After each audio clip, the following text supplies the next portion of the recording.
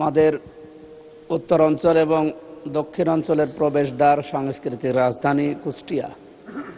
এখানে বটতল থেকে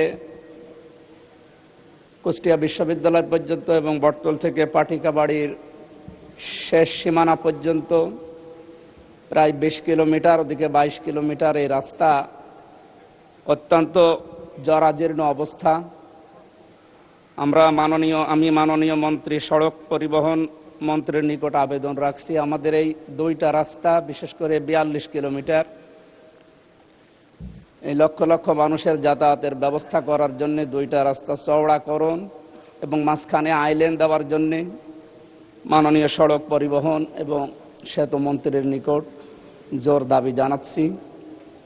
এবং আমাদের কুষ্টিয়াতে কয়েকটা বিষয়, বিশেষ করে আমি এর নোটিশও আগে দিয়েছি।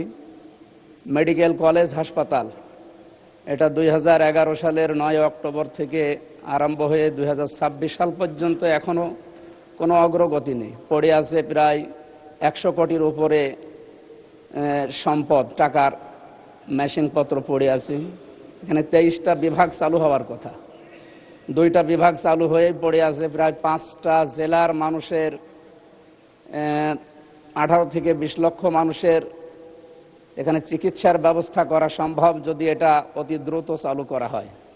মাননীয় স্বাস্থ্যমন্ত্রীর নিকট আমার আকুল আবেদন, যত দ্রুত সম্ভব মেডিকেল কলেজ হাসপাতাল চালু করার মাধ্যমে আমাদের এই 5-6টা জেলার মানুষের অন্তত চিকিৎসার সুব্যবস্থা করার জন্য আহ্বান জানাচ্ছি। মাননীয় স্পিকার, আপনাকে